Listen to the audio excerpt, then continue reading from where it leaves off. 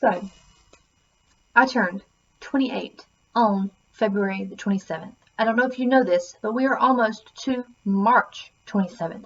So this is really late, and these books have been sitting on my table for about a month. I don't care. I have to film this because this is the most books I think I've ever gotten at one time. My original goal, simple, easy, was to buy myself 28 books for my 28th birthday. I want to go ahead and preface this by saying none of the books that you're about to see were purchased full price. This is both good and bad. It's bad because you want authors to get what they deserve for their books, but also kind of consumerist wise, I'm going to be hauling a lot of books, and if I'd spent full price on these, that would just look really, really bad. All of these books came from local thrift shops or book outlet or consignment stores. 2 of them were free. So just bear that in mind when you see this. None of these were purchased like full price. I am not actually made of money, despite what my shelves look like. I buy a lot of stuff very, very cheap. The second thing is that a lot of these books are basically classics, or they're middle grade books that I may need to teach because I'm trying to get up a collection of books to take with me when I have a high school classroom. So they're not the most engaging books, but I do need them. So anyway, the 28 books, that would have been easy. I can basically walk into a thrift store and 28 books fall into my lap. But I did kind of struggle with it this time, and compounded to the fact that the best person in the world, my best friend Gina, sent me a box of books for my birthday. I think it was like 21 books. It was a lot. It was so many books. And so I have quite a bit more than 28 books in here, and I haven't opened my book outlet box. I did order I think 6 or 7 from there, and I don't remember what they were now, so we're going to look at those together, and I've organized them sort of by middle grade, YA, and adult, classic, whatever, and we'll go place by place. There are different places I want to talk about I got these books from, and so this is going to be a really slow video. It's going to be a long video, I already know that. So just stick with me and we'll get through these. The first place I went the Saturday after my birthday because I knew for a fact I could get a lot of books there, and that was the Enjoy thrift store in one of my local towns. They price their books usually in about a 25-cent, 50-cent price for paperbacks and $1 for hardcovers, and since it's not like a used bookstore, they'll price stuff like obscenely cheap for what it is. The first book I have is Where the Lilies Bloom. I read this in 8th grade and I just never had a copy of it. The next book is Miss Frisbee and the Rats of Nim. Like, look how cute she is on the front of that cover. And I've never read this before. The next one I have read, and it made me cry in class in front of people, and it's Where the Red Fern Grows, which I read in 7th grade, and yes, it did make me cry. But like, why do they always make you read books that make you cry in middle school? Because think about it, I read The Bridge to Terabithia in middle school too, and that made me cry. That one did. What else did we read? Did we read Old Yeller? No, we didn't, but I watched a double feature of Where the Red Fern Grows and Old Yeller. That'll fuck you up. Don't do it. I don't recommend it. Let me just keep going. The Merry Adventures of Robin Hood. It's a great illustrated classics. I'm trying to collect these. I've got, I think, The Invisible Man and Count of Monte Cristo and Dr. Jekyll and Mr. Hyde in this, and they're just kind of like illustrated versions of these classic novels, so kids can kind of experience them without the harsh language sometimes. The next one they had a couple different copies of, but it was this really ugly illustration, and I told my husband who was with me, I was like, Steven, I can't get these because this isn't the drawings that it has to be, you know, like this has to have this person drawing them. And it is Charlie and the Chocolate Factory. I found one with the actual drawings I was wanting. You cannot have a Roald Dahl book without these illustrations. Like, it's just not, you don't do that. So I did find a copy. I've never read that. I'm really excited to try it. I've only actually read The Witches by Roald Dahl. It's the only Roald Dahl book I've ever read. The next one was Shiloh. I think this one also made me cry in middle school, but I'm also a Pisces, so like weepy bitch status. And I used to have the trilogy of these, but I feel like my mom gave them away once I reached high school, which is kind of crappy. Also, Shiloh and the movie Cats and Dogs are the reason that I had a beagle growing up. So, and then the last one is Surviving the Applewhites, which was a favorite in middle school. It has a couple sequels. I'm not really interested in reading them because this one is really good. This probably could be considered very young adult if we had to go there, but I never didn't have a copy of it. I've never owned a copy of it, so now I have one. They had like 4 others, and I really debated getting them all, but that would have been mean. So that is all the like middle grade young books that I got from Enjoy. So next we have the books that are more like classic lit or adult based books that I got from Enjoy. The first one being paperback of The Catcher in the Rye, which is my friend Gina's favorite book, and I've never read it and did not own a copy. So now I have the like classic paperback edition. The next one is one that I have on my Kindle, and it is Pygmalion, which is actually the basis for My Fair Lady, and which reminds me that I really need to get that series of books that turned into musicals started at some point. The next one is an edition of Christmas Carol that is prettier than this ugly piece of crap that I can put somewhere else now because it is just awful. Because look at that, look how much better that is. Anyway, I found that and I'm happy. And that is not the last edition of Christmas Carol that you will see in this video. The next is another Charles Dickens. It's A Tale of Two Cities. I believe it has a guillotine on the front. It's kind of like artsy. But I didn't own a copy of this either. And when I did that video a couple months ago of favorite authors, I realized how few editions of Dickens' work that I had. So now I have 2 really nice editions of his things. The next is, I love these. It's Homer the Odyssey. That's not really important, but I love these like library book bind-ups that are like hardcover but not hardcover. Love that. But Homer, and I got also the Odyssey. It's Homer the Odyssey and Homer Iliad. I'm an idiot. Hey, they're both kind of orange, aren't they? I love the art on this one. Like, look at that. Nice.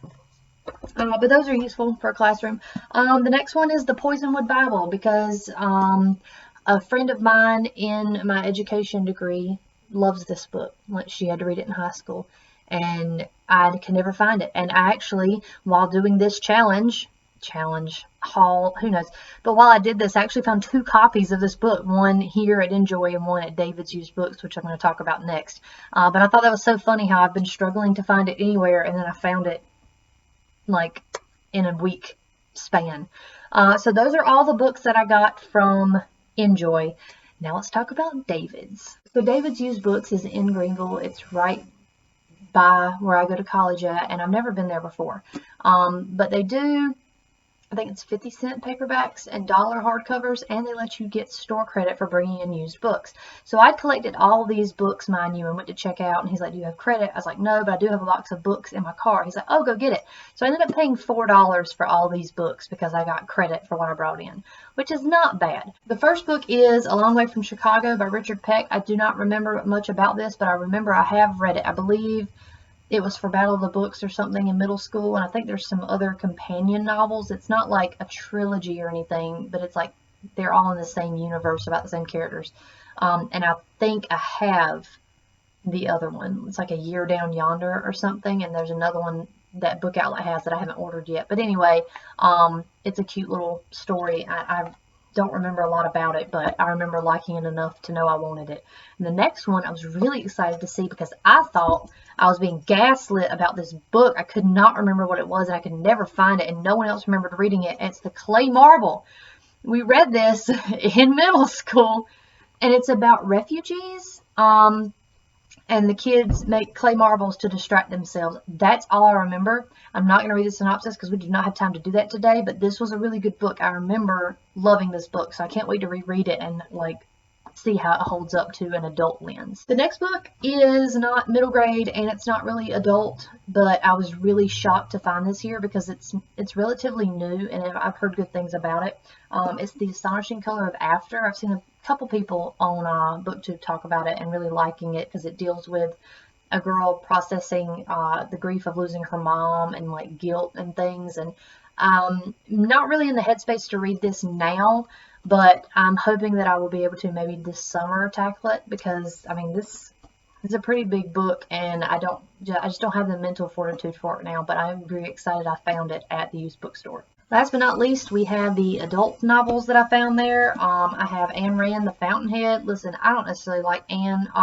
Some of her beliefs are a little bit iffy, but I love the book Anthem, and we read this in my 10th grade high school class. And I say read this, meaning we were assigned this.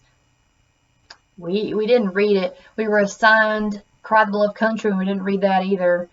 We did read Night. Loved Night.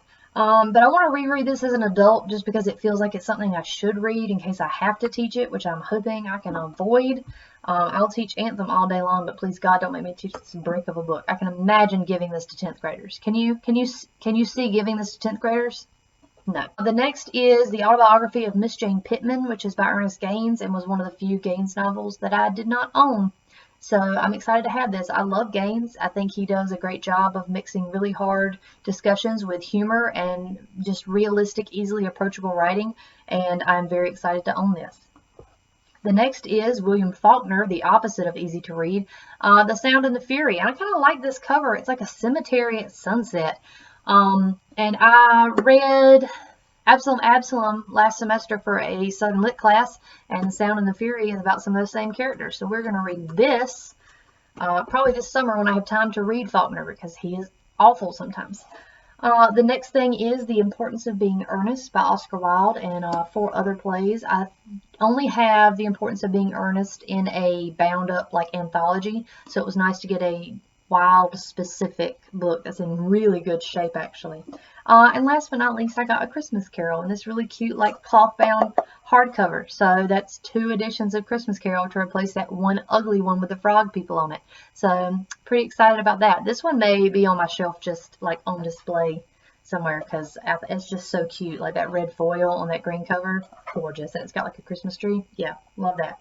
But those are all that I got from the thrift store. So the next thing I'm going to do is an unboxing for Book Outlet, because I want to give Gina's gift its own space at the end of this video, because it is wild what she was able to find at the thrift shops where she's at. This is by far the smallest Book Outlet box I've gotten in a long time. There were only 7 books in it, but that's because I only needed like 6 to reach 28, and I wasn't getting greedy, especially since like a day before I placed the order I got that monster box from my friend. So let's just pull through these individually. I kind of saw them on the invoice and I know what one of them is specifically, but it's still going to be kind of a surprise as to what's in here. So let's go. Oh, love a coupon. Okay, cool. This is Stone Mattress by Margaret Atwood. It's a bind-up of short stories. I have wanted this for a while, and every time they have it on Book Outlet, it sells out really quick. So this will be a really quick read. I may go ahead and knock out this week.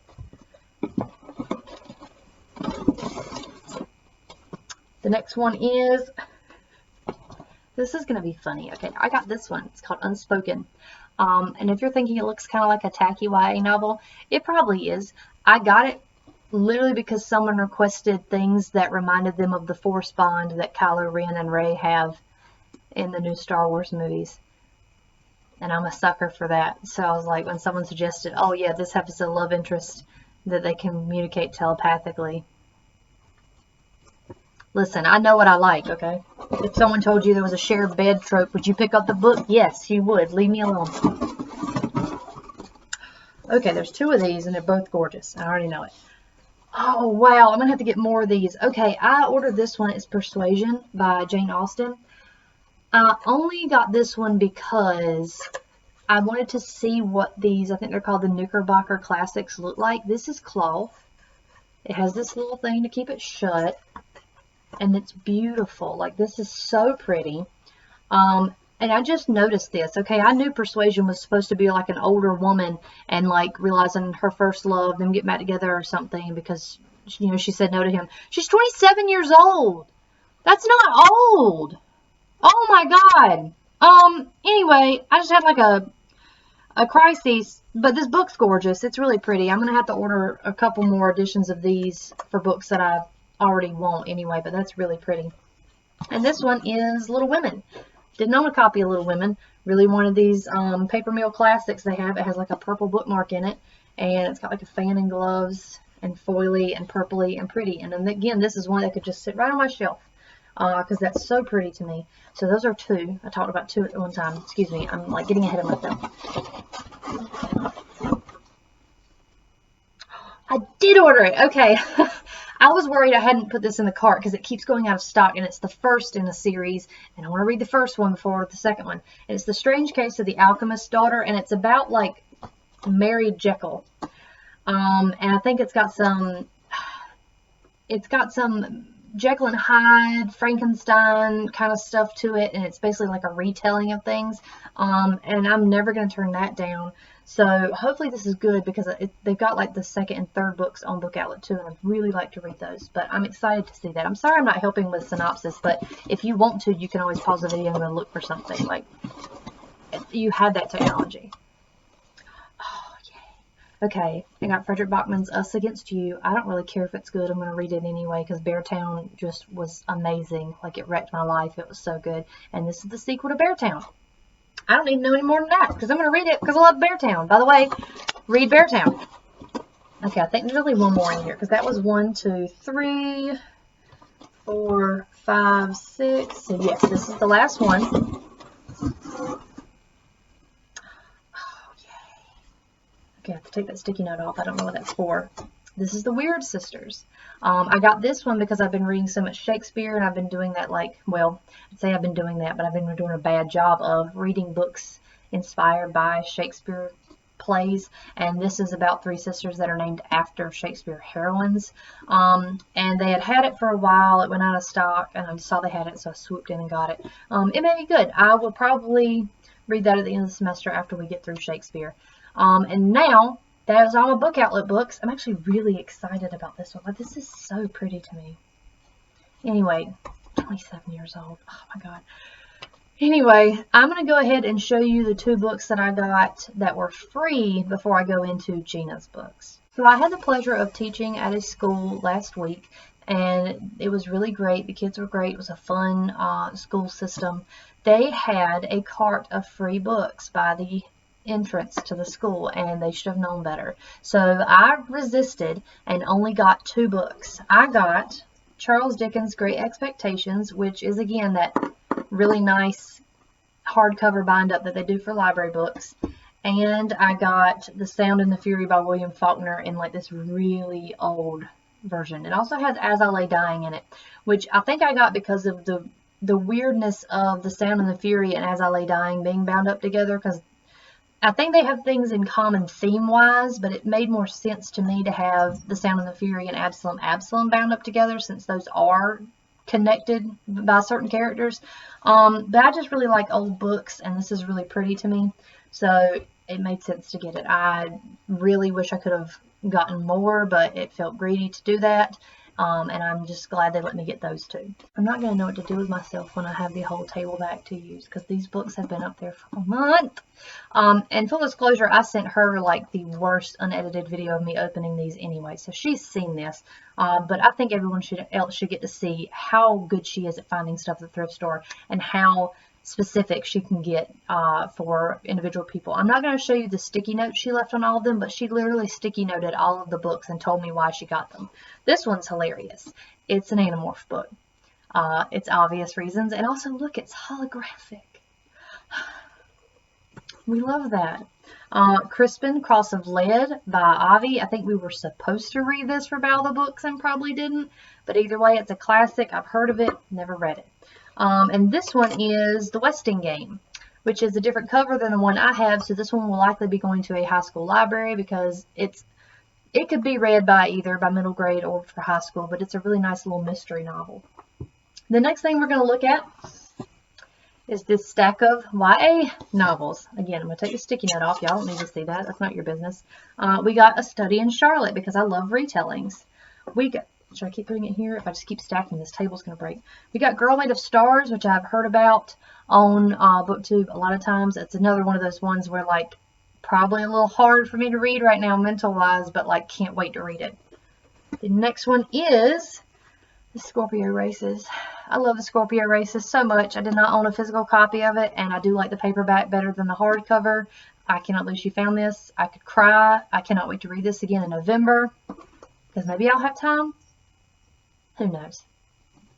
The next one, the last of the like young adult stuff. Some of these probably could be broke down in the adults into young adult. But this is this weird cover of the Hunger Games I've never seen before. It almost makes it look more militaristic than the book is, which I guess the book is, but like the original covers don't portray that, I guess. But I've never seen this cover, so this is really neat. Okay, now the adult ones. We have a lot to get through. We have The Family Upstairs, which again just came out. Can't believe it was in a used bookstore. This is really pretty. Can't wait to read it. Another Frederick Bachman, A Man Called Ove, which when a friend of mine saw I was reading Beartown, she was like, "Oh, have you read A Man Called Ove? It was so good." So I'll have to read this at some point. Probably not long after Us Against You, because once I get into the headspace of an author, it's hard to get out of it. The next one is an A.S. King novel, Still Life with Tornado. Yes, Still Life with Tornado, which I've never heard of, but that's a really cool cover, and I'm looking forward to trying A.S. King. I've never read A.S. King before. The next is Rich People Problems, which is the third in the Crazy Rich Asians trilogy, which I have not read. I actually read the first two, don't own them, had to borrow them. So now I don't have to borrow the third one. I can just read it. So that's exciting. The next one is Big Little Lies, and this actually will probably end up being a buddy read because she found a copy for herself as well. And I like the cover of this with that broken like sucker. That's really cool. So I look forward to reading that. I've never seen the show, and I don't think I've read anything by that author before anyway, so this will be fun. Yes, we're still going. There are still books. The next is House of Purple Cedar. I don't know anything about this, but it's really cool. It's a really firm, like, soft cover, if that makes sense. Like, it's really hefty. But I think it's like a thriller. I didn't look up a lot about it. I really, if it's not got a synopsis on the back, I'm not going to go looking at it because I want to be surprised. The next one is The 12 Lives of Samuel Hawley, and like this looks pretty cool as is. I like this handwriting on this dark background, but look at this. Look at it. Look at it. I'm a sucker for pretty books. So I don't know what it's about, and I can't wait to read it. This one, Midnight in the Garden of Good and Evil, is, I think, a nonfiction. And this is really funny because I had just heard a friend in my education classes mention that she had started it, and then we had school, so she wasn't able to keep going and reading it. So I've got that now. So between this and the Poisonwood Bible and A Man Called Ove, I'm slowly reading things that my classmates have read and or mentioned. The next is an advanced reader copy of this book, and it's called Ghosted. I think the cover is very pretty, and I don't know anything about it, so I'm not going to look up anything about it. These last few are really great. This one is a penguin. I think it's cloth bound is what they call them, and it's The Tenant of Wildfell Hall by Anne Bronte, and it's gorgeous. I love these. I have Pride and Prejudice in this, and I think that's it. I think it's the only other one that I have that's this particular bound edition. My goal is to get some of my favorite classics. I have a couple Dickens that I want. I think they make Frankenstein, all of the Austens really, and put them here on like one of these shelves they're able to support a lot of weight, and have them stacked up because they're just so pretty. Like this art is gorgeous on these. But I'm really excited she found that one because those can be pricey. The next one is a paperback version of Outlander that matches the sequel, Dragonfly and Amber, that I already have on my shelf, and looks a lot nicer than the one I gave away to David's Used Books that has the HBO, or Stars, sorry, that's how old it is, Stars cover of the TV show, and I don't like that if I can help it. And so this one's really pretty to me. That royal is gorgeous. This poor table is going through it. And then next is Son of a Witch. It's got red sprayed edges, and it matches these guys over here. So now I have all the ones of this particular bind up that have been printed, and anytime Gregory Maguire wants to put the fourth one out, just let me know, because I'm a completionist, and if you have 4 books and you don't put 4 of those mass markets out with those sprayed edges, I'm going to lose my mind. The last 2 are particularly interesting. This one came in a box, and it's gorgeous. It's called The Midnight Folk. I've actually never heard of this before, but upon looking inside it, I saw that it was from the Folio Society. Look at that illustration.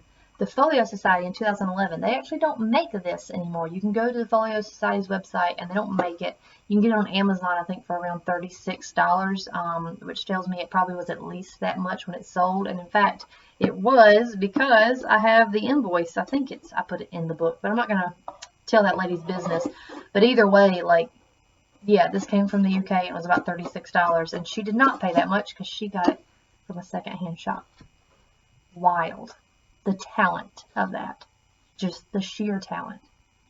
The last one is this really old, beat up book that was published in, yeah, I will show you the sticky note.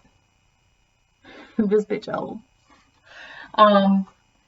Does it even have a publication date? I think it was 1946 is when this one was published, and it's Far from the Madding Crowd by Thomas Hardy. And I had just finished that on my Kindle last summer. Right before school started, I finished it, and I really liked it. It's hard to keep track of sometimes with those older books. They get caught up in like minutia and they lose the plot a little bit, but I really think by the end of it, it had caught itself up and it was really, really good. So I like that I have this really old, nice copy of it now. So that is all the books that I got for my birthday, and now I have to put them all on my shelf somewhere. So I did the math for you, not in my head on my calculator because I had to, and in total I got for my birthday 52 books. That is a little bit more than 28. I'm not great at math, but I can do that.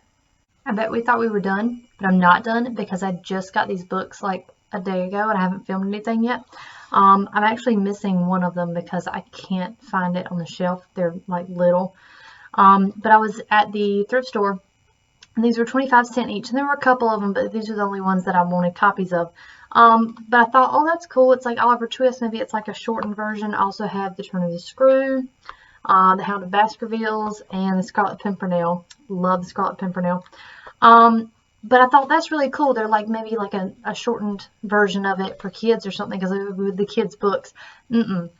It's a graphic novel from like 1984. And that's so cool. Like, they're all like 61 pages exactly. All of them. It doesn't matter what the book is. Which I guess it helps that, like, I know for a fact these three are relatively short. Oliver Twist isn't really that short, but I'm sure they've cut stuff out because every adaptation of Oliver Twist cuts stuff out. But I thought these were so neat. Like, I've never seen these before.